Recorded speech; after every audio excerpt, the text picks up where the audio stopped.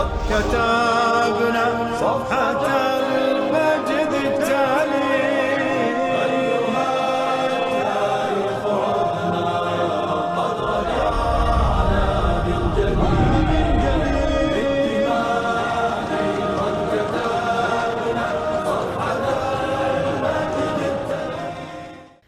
بسم الله الرحمن الرحیم. الحمد لله و صلات و سلام علی حبیبنا و مولانا رسول الله و علی آله و صحبه و من والاه. سلام و صد سلام خدمت شما عزیزان و خوبانی که ما رو همراهی میکنید در نامه‌های جاویدان، به این امید که ما هممون از جمله این افراد باشیم و از جمله نامه‌های جاویدان در آسمان بشریت، ستاره درخشان که تمام تاریخ بشریت از ما یاد بکنه و برای ما رحمت و مغفرت مسئلت کنه از درگاه الله متعال و بتونیم رضایت خداوند متعال رو طوری به دست بیاریم که روز قیامت با افتخار در محضر پروردگارمون حضور داشته باشیم و بتونیم با افتخار توی چشمای پیامبر اکرم صلی الله علیه و سلم نگاه کنیم، بگیم یا رسول الله شما این همه صفات نیک داشتید و این صفات رو کاشتید در یارانتون، ما از اون یاران این صفات رو به میراث بردیم. امروز میخواییم از بها دادن به عقل و اندیشه حرف بزنیم که انسان، خب ما یک میراثی رو از جامعه، از پدر و مادر، از محیط اطرافمون به ارث میبریم. یه نوع برداشته ها، یه نوع اعتقادات، یک نوع فرهنگ ها. اما آیا نیاز هست که ما هر چند وقتی یه تلنگری به خودمون بزنیم بگیم که واقعا این فکر و این برداشت و این مذهب و این اعتقادی که ما داریم آقا واقعا درسته یا نه؟ اصلا اعتقاد، ایمان یعنی چی؟ یعنی باور داشتن، یعنی یه چیزی که من تلاش کردم بهش رسیدم بعد باور کردم. مگه ما نمیگیم اشهد ان لا اله الا الله و اشهد ان محمد رسول الله؟ این اشهد یعنی من گواهی میدم. من چرا گواهی میدم؟ یه چیزی رو که فهمیدم، دیدم، عینهو دیگه جلو چشمه. وقتی ما میریم مثلا دادگستری میگن آقا ایشونو آوردیم برای شهادت دادن، یعنی گواهی دادن. آقا شما این قضیه رو به چشای خودت دیدی، گوشای خودت شنیدی، به دستای خودت لمسش کردی، با حواس پنجگانه‌اش دریافت کردی؟ میگیم بله ما دریافت کردیم، دیدیم، بله من خودم دیدم، عینهو همچین حالتی صورت گرفت. در دین باید به این مرحله برسیم، به مرحله‌ای که گویا ما پیامبر رو با چشای خودمون میبینیم، ما خدامون رو با چشمای خودمون میبینیم، ما این برداشت‌ها و این اعتقادات و این باور رو داریم لمسش میکنیم. اون وقتی که ارزشمند است و اسمش رو میشه گذاشت ایمان. امروز میخوایم در مورد یه شخصی این چنینی سخن بگیم. ببینید وقتی که پیامبر اکرم صلی الله علیه و سلم مبعوث شده بودن در مکه یا مکرمه، خب افراد هم به همین باور می اومدن، با پیامبر می نشستن، ایمان رو لمس می کردن، عقلاشون سیراب ایمان می شد. اون وقت می گفتن اشهد ان لا اله الا الله و اشهد ان محمد رسول الله. خب مرحله مکه بود و خودتون خبر دارید که تو مکه چه شکنجه هایی بر مسلمان ها که وارد نشد. بعد از اون یکی از جوانهای شیک مکه، جوانهای بسیار با عقل و درایت و منطق و خوش زبان که قاری بسیار خوب قرآن کریم بود، که بهش میگفتن مصعب قاری مصعب، پیامبر اکرم صلی الله علیه و سلم این مصعب جانو فرستادش به کجا؟ به مدینه منوره که اون وقت اسمش بود یثرب. مصعب رفت یثرب. خب رفت یثرب که اونجا ابتدا و آغاز یک مرحله جدیدی از دعوت اونجا آغاز کنه. در یثرب وقتی رفته بود، اونجا رفته بود پیش یکی از مسلمون ها که اومده بود به مکه و اسلام آورده بود، به نام اسعد ابن زراره.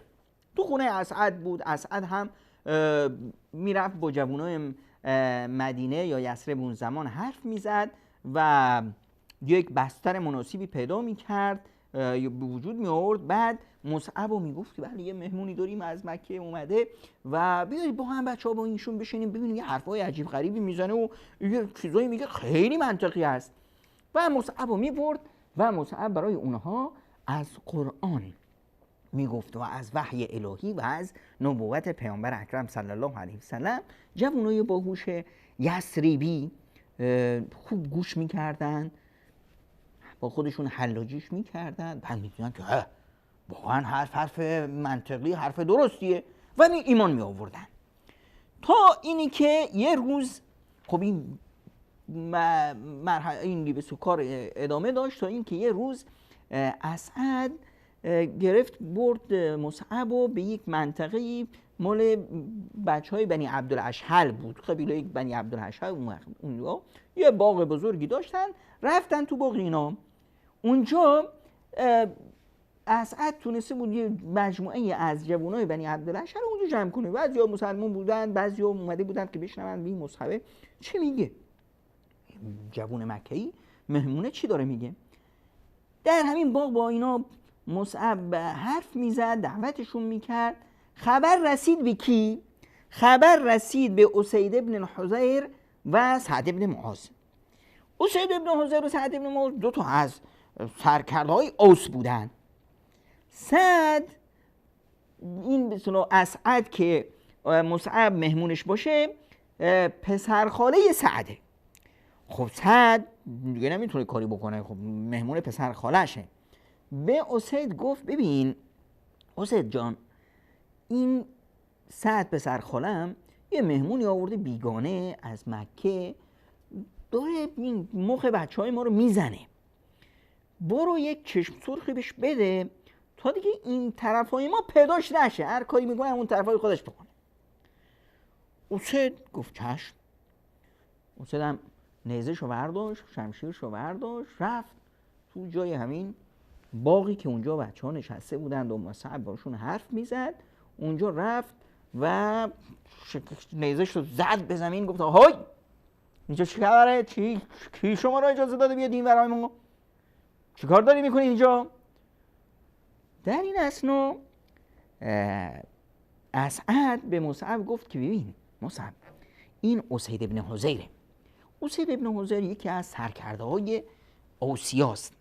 اگر این اومد مسلمون شد دیگه پشت سرش هر کی پیروانش هستند و دوستداراش هستند و پاتوقش هستند اینا حرفش رو میگیرن. حرف داره این مرد، حرفش گوش شنوا داره. خب مصعب گفت اگر بیاد و بشینه آدم منطقی باشه انشالله که دیگه باش کنار میاییم. خب اینجا که اسید اومده بود، مصعب با یه لبخند اومد. حالا شما خودتون تصور کنید ببینید چطور با طرف مقابل برخورد کردن. طرف اومده فوش میده، بعد و بیرو عصبانی، شمشیرم تو دستش، نیزه هم زده به زمین، اخماش تو خم. اما ببین مصعب چه کار میکنه؟ یه لبخند. پیامبر اکرم صلی الله علیه وسلم به ما میفرمایند که لا تحقرن من المعروف شیئا، هرگز خوبی رو کم ندون. خوبی یک موفقیته، باید همیشه بشوش باشی. از صدقات و خیرات اینه که لبخند بزنی. همینی که شما همیشه بشوش و لبخند و شهرتون همیشه وا باشه، این یه عبادته، یه صدقه است. این کارو کردید اصلا پیش خداوند براتون عبادت نوشته میشه. خب مصعب اومد با یه لبخند اومد گفت که به به خیلی خوش اومدید، قدمتون رو چشم. عزیز ما اومدیم طرفای شما مهمونیم و شما هم اهل مدینه و اهل یثرب که در مهمون نوازی حرف ندارین. ببین یه چیزایی ما میگیم با دوستای حرفایی داریم، حالا شما بشین حرف ما رو گوش کن، خوشت اومد قدمت رو چشم، ما بچهای خودت، طرفدارای خودت، با خودت، از تیم خودت و از پاتوق خودت. خوشت نیومد ما جلو بلاسمون رو جمع میکنیم، از اینجا میریم، اصلا اذیتت هم نمیکنیم، کاری نمیکنیم که به شما بر بخوره. اسید این اخلاق و این برخوردو که دید، خب دیگه همیشه مثل یک کسی که داغ کرده باشه بیاد یک گالون آب سرد روش برید، سرد شد، همین اخماشی که میگی باز شد، این اخم که بود لبلاچاش که همچین گرد کرده بود یکم کش رفت. گفت حرف منطقیه، حالا بگو چی داری؟ مصعب شروع کرد یه مقدار از قرآن کریم میخونه با اون صدای ملکوتی مصعبانه و براش تعریف کرد که بله ما یه آدمای نمیدونم تو مکه بودیم، کارا میکردیم، کارای زشت میکردیم، به هم دیگه نمیرسیدیم، شراب میخوردیم، به هم دیگه ظلم میکردیم، به هر حال دیگه جنگل آبادی بود. تا اینی که خداوند متعال از بین ما یه پیامبری فرستاد. پیامبر برای ما این آیاتی که واسط خوندم و آورد و عجب. خب حالا اگر یکی بخواد که با شما همراه بشه و جز دین شما بشه چی کار باید بکنه؟ کسی بخواد تو تیم شما وارد بشه چی کار میکنه؟ خب مصعب هم لبخندی زد و گفت هیچ هیچی، میره بیا غسل میکنه، دوش آب میگیره، خودشو تمیز میکنه، لباس تمیز میپوشه، میاد اشهد ان لا اله الا الله و اشهد ان محمد رسول الله میگه و انسان پاک دامن پاک سرشتی میشه. اسید گفت که چشم. اسید هم زودی رفت و شهادت داد و خودشو تمیز کرد مرتب. و الان اسید چیکار کرد؟ اسید همین فردی که اومده بود که اینا رو بگه پادوقتون رو جمع کنید دزدی و وردی رو بیرید، اومد رفت پیش سعد و هم تشویقش کرد، سعد هم آورد، سعد بن معاذ هم مسلمون شد که این دوتا اسید و سعد تقریبا بگم که بیشترین زحمت رو در مدینه منوره اینا کشیدن. مدینه رو اینا آمادهش کردن تا پیامبر اکرم صلی الله علیه و سلم رو استقبال کنه و پیامبر اکرم صلی الله علیه و سلم از مکه هجرت کنه بیاد مدینه. این زحمت این دو شخص اسید ابن الحضیر و سعد ابن معاذ واقعا قابل قدر هست. به هر حال انصاریان در پیش پیامبر اکرم صلی الله علیه و سلم یک جایگاه بزرگی داشتن و همین بود که خداوند متعال انصار رو یه جایگاهی داد که اصلا قابل رشک هست. حتی پیامبر اکرم صلی الله علیه و سلم فرمودن حب الانصار من الایمان، یعنی دوست داشتن اسید ابن الحضیر، دوست داشتن اسعد ابن زراره، دوست داشتن سعد ابن معاذ و سایر انصاریان اهل مدینه جزئی از ایمان هست. هر کسی که انصاریا و اهل مدینه رو دوست نداره یعنی اینی که ایمانش مشکل داره. ببین اینا چه جایگاه داشتن. خود پیامبر اکرم صلی الله علیه و سلم که بچه مکه بود، مکه هم که فتح شد، پیامبر میتونست تو مکه بمونه، اما نه. وفای پیامبر و قدردانی پیامبر از این انصاریا و زحمت‌ها و تلاش‌های اونا باعث شد که پیامبر اکرم صلی الله علیه وسلم بعد از فتح مکه که تو اونجا خانه خداست، یعنی مرکز اساسی دین اونجاست، شهر ابراهیم، شهر باباش، شهر پدریش، نموند اومد به مدینه که اسم مدینه یثرب رو، اصلا یثربی‌ها اینقدر شیفته پیامبر بودن که اسم شهرشون رو عوض کردن، اسمشون رو گذاشتن مدینه الرسول، شهر پیامبر. خیلی زیباست نه؟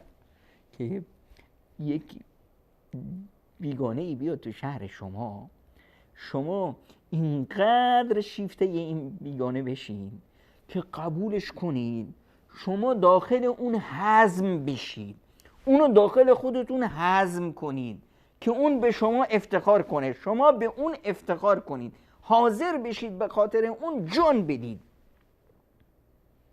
بعدش چی؟ حتی فرهنگ و ثقافت و تمام میراث فرهنگی خودشون رو به مزاج اون تغییر بدید. نه تنهایی شهرتون رو اسمش رو بذارید شهر این مهمون، مدینه الرسول. الان اگه میگیم یثرب کسی نمیدونه یثرب کجاست. اما مدینه الرسول، المدینه. الان اسم مثلا ببین تو چیو که بخونین تو کتابو یا تو نقشه می نویسن المدینه المنوره. المدینه یعنی اون شهری که میدونیم، یعنی مدینه الرسول. المنوره که نورانی شد به قدوم پیامبر اکرم صلی الله علیه و سعد خب باعث شد که اسید باعث شد که به اصطلاح سعد ابن معاذ هم مسلمان بشه و این دوتا مرد تونستند که رنگ روی مدینه رو عوض کنند. اسید به عنوان شاگرد مصعب خب اومد قرآن رو یاد گرفت. اسید یه صدای بسیار زیبا و ملکوتی داشت. اسید وقتی که قرآن میخوند، بعدها که اهل قرآن شد و قرآن میخوند و صحابه هم اومدند و پیامبر هم اومدند، صحابه از شنیدن قرآن خوندن اسید کیف میکردن. میدونستن که اسید چه وقتایی قرآن میخونه، نماز میخونه، قرآن میخونه، میومدن همون دور برای مینشستن تا صدای ملکوتی قرآن خوندن اسید رو بشنن و کیف میکنن. تعجب میکنید که حتی فرشتگان از شنیدن صدای قرآن خوندن اسید لذت میبردن، از آسمون میومدن تا صدای قرآن خوندن اسید رو بشنن. قصه جالبی اتفاق افتاد که یه شب اسید داشت تلاوت قرآن کریم میکرد تو حیاط خونهش. بچه‌اش یحیی رو هم گذاشته بود اونجا، یحیی آنجور هم خواب رفته بود و اسبش هم اونجا بود تو خونه. یک هو متوجه شد که این اسبه هیچ داد میزنه و اینور اونور میدوه و چارنل دور خودش میچرخه. ترسید که نکنه اسبه بچه رو زیر بگیره. بعد ساکت میشد، نگاه میکرد که نکنه که این اسبه برای سر بچه هم بیاره. اسبه آروم میشد. بعد که قرآن میخوند، بعد اسبه به حرکت در میومد. رفت ببینه اسبه رو نگه داره. بالای سرش متوجه شد که یک ابری بالای سرش، یک ابر نورانی عجیب غریبی رو آسمون هست و کم کم داره دور میشه. صبح روز بعد اومد واسه پیامبر اکرم صلی الله علیه و سلم این حکایت رو تعریف کرد که یا رسول الله همچین اتفاقی افتاد. من تعجب کردم چه خبره. پیامبر اکرم صلی الله علیه و سلم فرمودند که اینا فرشتگان بودند که اومده بودند تلاوت زیبای قرآن تو رو میشنیدند. اگر همینطور ادامه میدادی تا صبح، مردم این فرشتگان رو میدیدند. این اسید ابن حضیر بود که اینقدر پیش خداش عزیز شد و تا جایی که به اصطلاح خداوند متعال این شرف رو بهش داد. بعد و ایشون هم در راه اسلام چه جانفشانی ها که نکرد و از جمله اولین به هر حال اولین افرادی بود که در مدینه منوره مسلمون شد. بعد در غزوه احد جانانه شمشیر زد، حتی 7 ضربه زخم برداشت در احد که خب احد هم میدونید که چه وضع حالی داشت.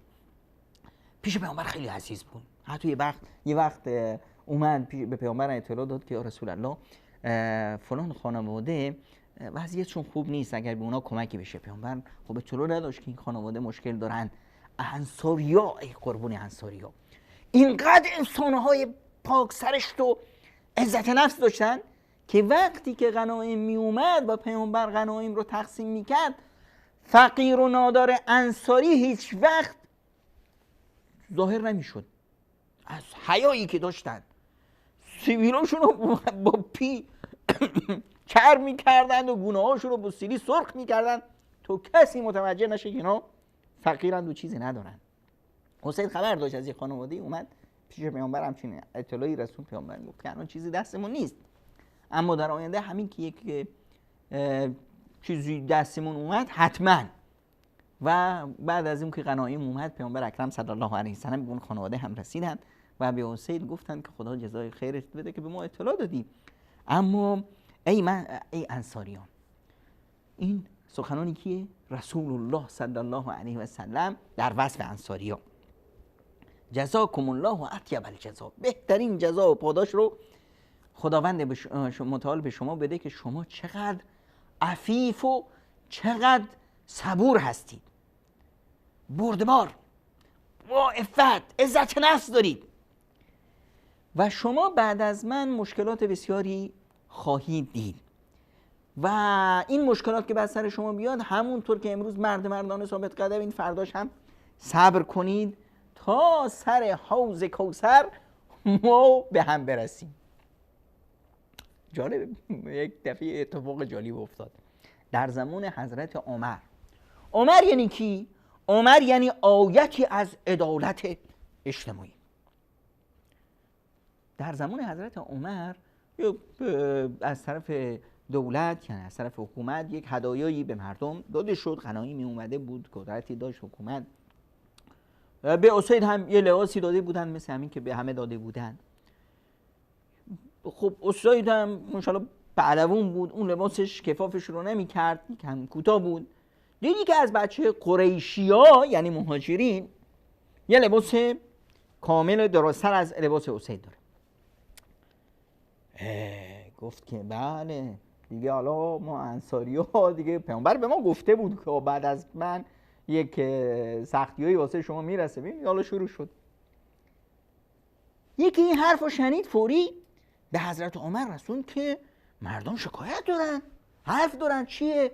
میگه که شما به یکی از قریشیانی که از مهاجران یه لباس بهتری یا بلندتری از لباس اسید دادی. عمر که از ظلم وحشت داشت دوید اومد پیش اسید جان قربونت برم، این لباس همون این آقا نیست، این لباس من به برادر انصاری خودت دادم، این مهاجر قریشی رفته ازش خریده و پوشیده. حالا اینی که حرفی که پیامبر اکرم صلی الله علیه و سلم زده که به شما ظلم میشه، فکر میکنی که در زمان عمر این اتفاق میفته؟ امکان نداره. اینجوری بود که صحابه همیشه این قدرت رو به خودشون دادن، این اجازه رو به خودشون داده بودن که همیشه حکومت مسئول رو بازخواست کنه تا نکنه کج بره. حتی اگر این مسئول کی باشه؟ عمر ابن الخطاب که مژده بهشت بهش داده شده، پدر خانم پیامبر اکرم صلی الله علیه و سلم هست. پیامبر به ایشون لقب الفاروق دادن، یعنی میزانی که حق از باطل جدا میکنه. با این وجود بازخواست میشه. تا اینی که در زمان حضرت عمر اسید ابن حضیر وفات کرد. وقتی وفات کرد 400 درهم قرض داشت و بچه‌هاش اومدن گفتن که قرض بابا رو چطور بدیم؟ یه زمینی داریم. گفت بیایید همین زمین رو بچه‌ها بفروشیم، قرض بابامون رو بدیم. حضرت عمر که شنید فوراً اومد گفت نه، اجازه نمیدم که فرزندان برادرم اسید بعد از اون دستشون پیش این و اون دراز بشه به خاطر زمینشون که فروختن، سرمایه شماست. و افرادی که از اسید قرض طلب داشتن همه اینا رو جمع کرد. گفت عزیزان ببینید شما قرض دارید، این حقتونه، اما خب شما که نمیخواید که بچهای برادرمون اسید نیازمندی کسی باشن. گفت نه استغفرالله.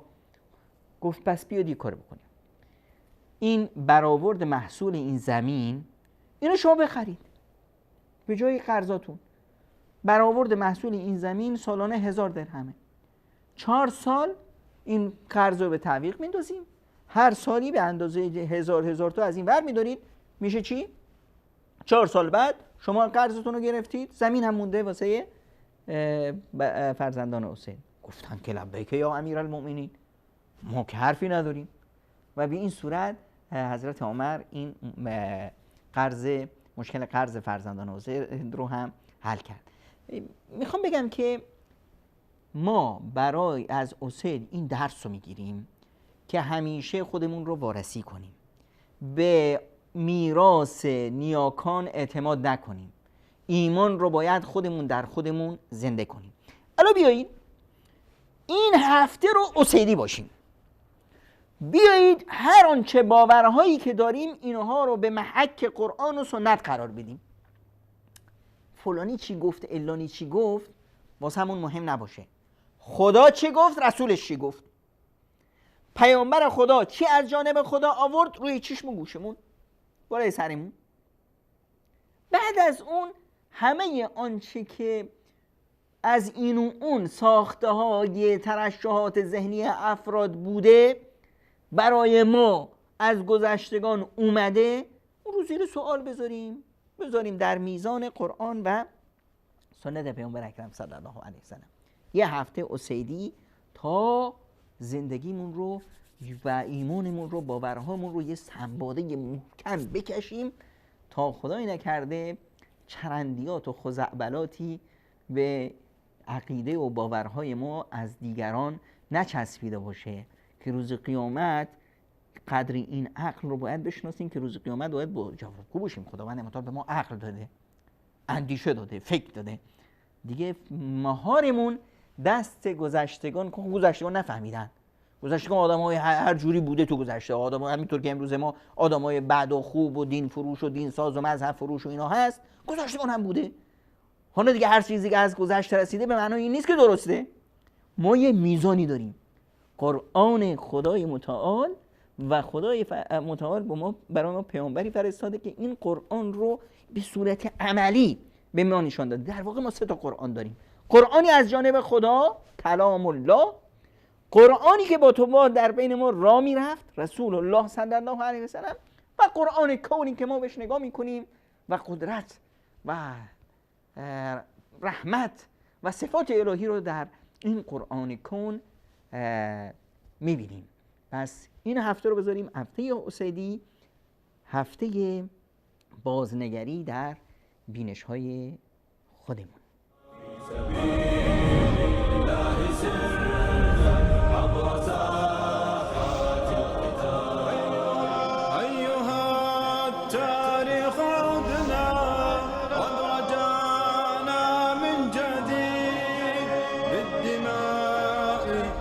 كتاب